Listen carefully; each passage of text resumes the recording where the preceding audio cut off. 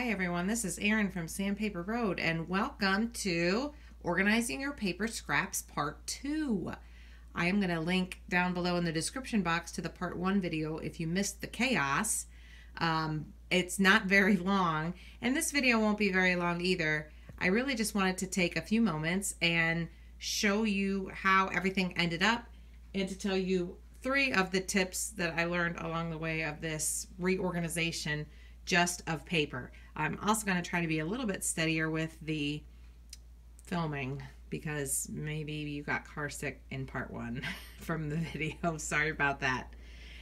But this is not a craft room tour. This is just to show you how I organize my paper. Now the video is going to be much more than just looking at these racks of nicely organized paper.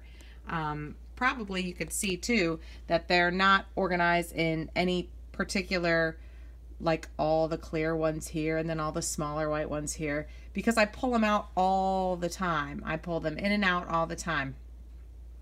As a matter of fact, the first tip of the organization is to stop putting holiday paper with the holidays. Stop putting holiday paper with the holidays. Now, I know, look right in the center and you see Christmas, which totally defeats the purpose of what I'm saying. But that is sort of, there's one paper stack right here in the middle that I need to go through and do this with, and the rest of it I've already done. And to try to minimize the shaking here and the sorting, what I did was I pulled out a few papers to demonstrate what I'm talking about. Okay, so here are a few sample papers. Now this was actually a paper that was in the paper stack. To me, that is green checkered paper. And even though it was included in the Christmas stack, it really isn't technically Christmas paper. And so I kept overlooking it while it was in the stack. So if I pull everything out and reorganize it by color, because I tend to reach for stuff by color or pattern or whatever, then I'm going to use that a lot more. Same with this. This paper, isn't this pretty? I love that. But this was in like some sort of a Mamby stack or something.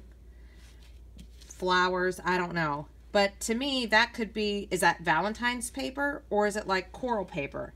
Or could it be wedding paper? What if your colors were that wedding, or your wedding colors were that color? Or baby girl paper? So if it's stuck in a flower stack, I just may overlook it. This was in some sort of,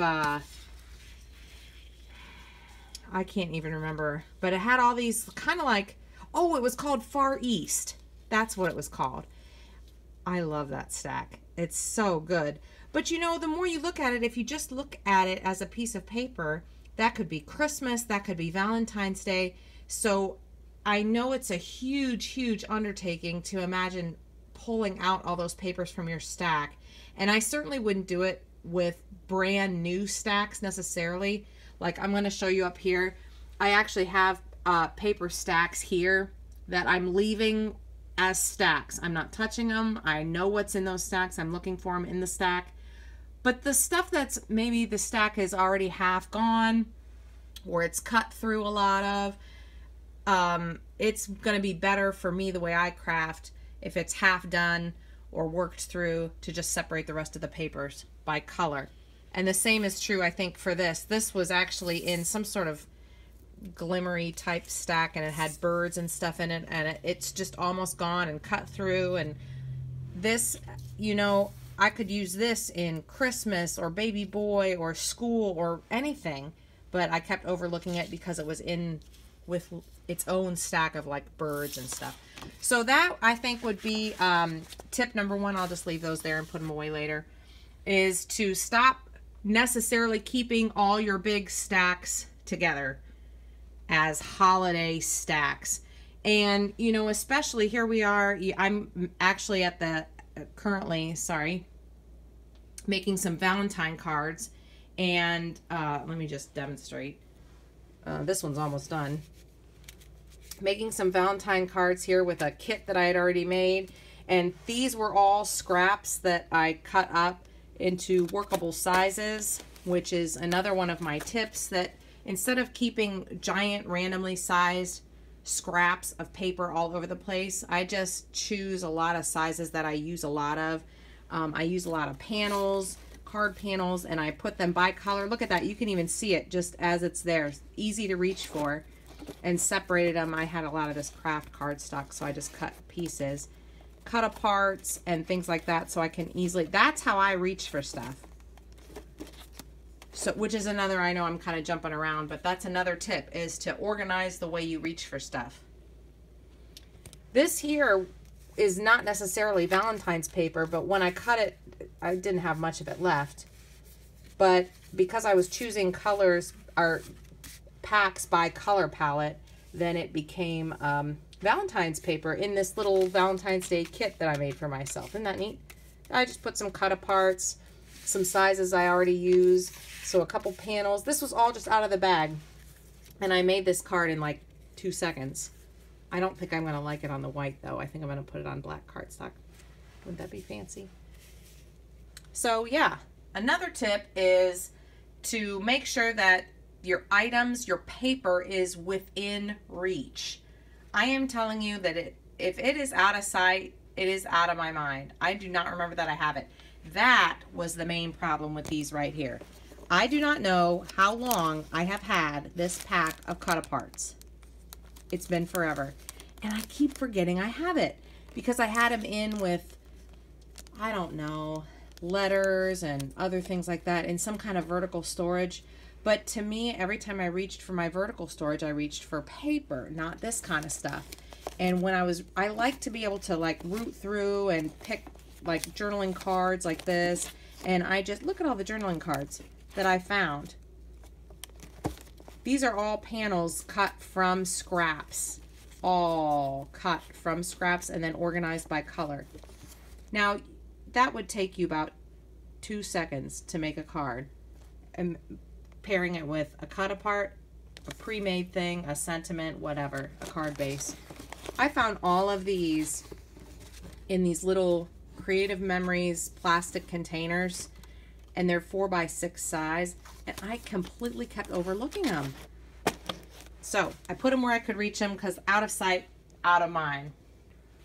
And the last tip is to know when a scrap is trash. That is the biggest thing. I know I got a few people commenting and cringing when I was sorting my paper scraps in the part 1 video that I was throwing away things that were, you know, bigger than the size of a punch. And of course you can put together your scraps if they're usable scraps and take them to somewhere to donate or trade with friends or anything like that is fine.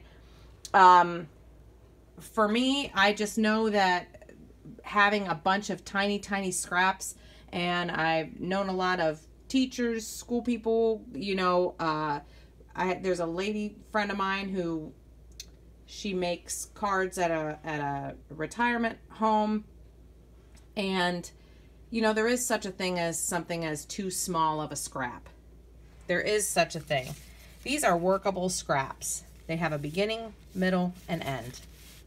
If you're going to get smaller than this and save something that is just a little scrap of something, it may be time to just let it go. And folks, it's just paper. I mean, I don't mean trash as in landfill trash. I am a big fan of recycling. But seriously, there is a point where it's just been in your stash long enough. You've cut it down to its max, and it might just be time to let it go. So hopefully this gives you some ideas, you know, for organizing your paper scraps. Again, like I said, this is not meant to be a craft room tour as such, just more of a idea, you know, tips and tricks for organizing your paper. We've got our 12 by 12s here, cardstock. I've got my letter sticker sheets in huge volumes, so we're definitely going to have a video with that. Some kits that I've made for myself. Christmas, which is sort of mid-sort, but I have to be able to work in the meantime while I'm still sorting. So this system, all of these, I'm not going to go through all the details of which paper is which, but that is a system that makes sense to me. When I know I need something, I can reach right for it. And that's that. So thank you so much for tuning in to my semi-clean area. I'm happy with the way it is now. We don't have to, I mean, if we are artists, then we should be, I think, content with the working cleanliness. You know, it doesn't have to be so perfect and pristine, because artists tend to be a little bit messy. Thanks so much for joining me. Make sure to follow Sandpaper Road on Instagram, Pinterest, and Facebook, and visit sandpaperroad.com for blog posts and lots of other information. And make sure to like this post, and thank you so much for subscribing. See you again soon. Bye-bye.